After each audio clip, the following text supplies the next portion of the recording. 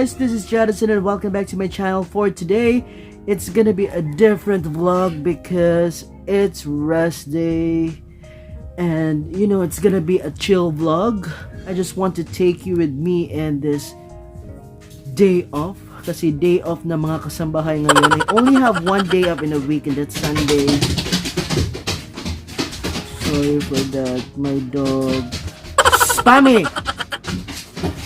So guys, now I'm gonna show you my typical rest day and how I maximize my entire day. So join me today guys. If you like this video, please don't forget to leave me a thumbs up, subscribe, and ring that bell so you get notified every time I post new videos for you. Here guys, first task, maglalaba ako. Maraming labahin.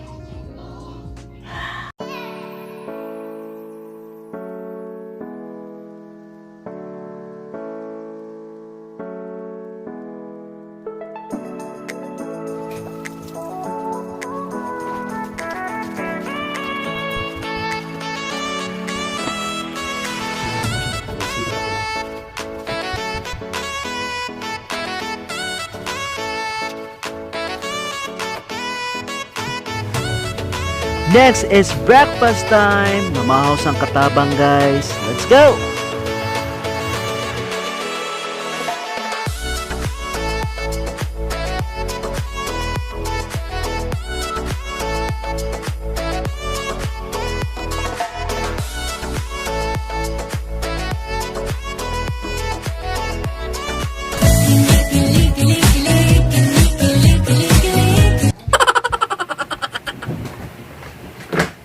And of course guys, even on Sundays, I still have to check my company emails and my personal emails. Because I won't do that, good luck to me for the rest of the week. I'll be miserable. God bless.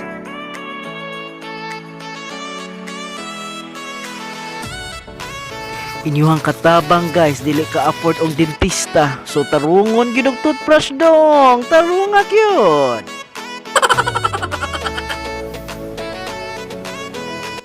Hey guys, good morning. For today, nothing much to do. So I have a scheduled errands for today. So I'm here in the parking lot and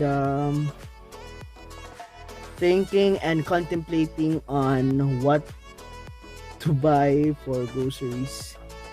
You know guys, this quarantine is one of the books. If naririnig nyo, with your lolos and with your lola, they keep sharing their life stories and their experiences during the World War because yun yung kapanahonan nila.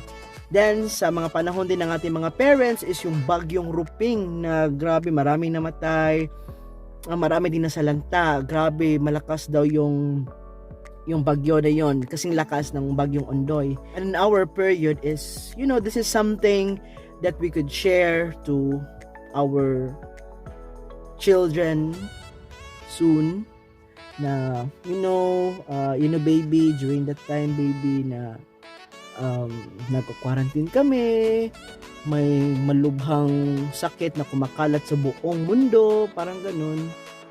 You know, this is something that we could share to our loved ones and to our children soon. Pero ibang baby naman yung kasintahan, yung jowa mo ha. So ngayon, I'm wearing my scrub suit because I miss wearing my uniform at mukhang lumiliit na ako kasi maluwag na yung scrub suit ko. So join me today guys and let's enjoy. Woo! So I'm here in SM guys. First up, I need to buy some toys for my niece. Hi, Tito Duties. So guys, we're falling in line for the groceries. Yung taas na queue here. So ang dami. We don't have a choice. This is part of the new normal. Good luck to you guys. So here's what I have. Here and here. So after 1 hour, this is what we have here. Okay guys, 2 hours later.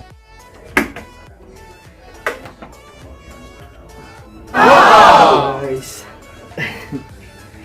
kararating ko lang, and of course mandatory kapag galing ka sa labas dapat maligo ka to disinfect yourself.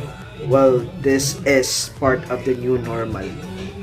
Medyo nakakatamad pero dapat nating gawin. Ay nako. And now, just in time, magsisimula na yung SONA ni President Duterte. So I'm gonna watch it. This will be the first time that I'll be witnessing Duterte's SONA. Kasi the past few years, hindi ko gusto masyado. So, and now guys, bababa ako. It just so timing. Kasi sabi ng kapatid ko, may nagpadala daw ng mga milk teas for me to taste. Now, let's go downstairs. I'm so excited. Hey. Here na guys.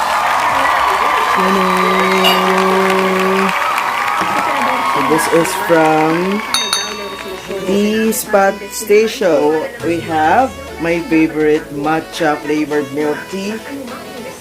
The all-time favorite winter melon. Ganda ng packaging guys.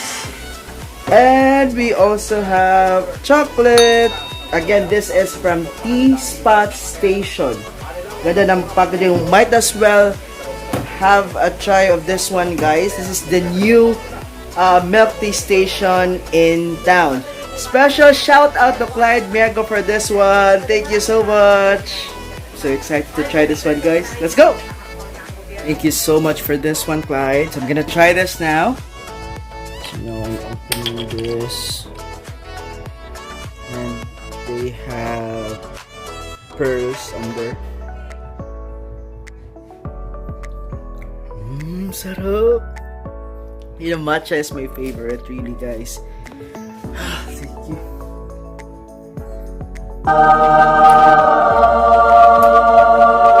Tastes like heaven. So if you like this video, please don't forget to leave me a thumbs up, subscribe, and ring that bell so you get notified every time I post new videos. Thank you so much for joining me today, guys. I hope you enjoy and hope to see you on my next vlog. God bless. Bye!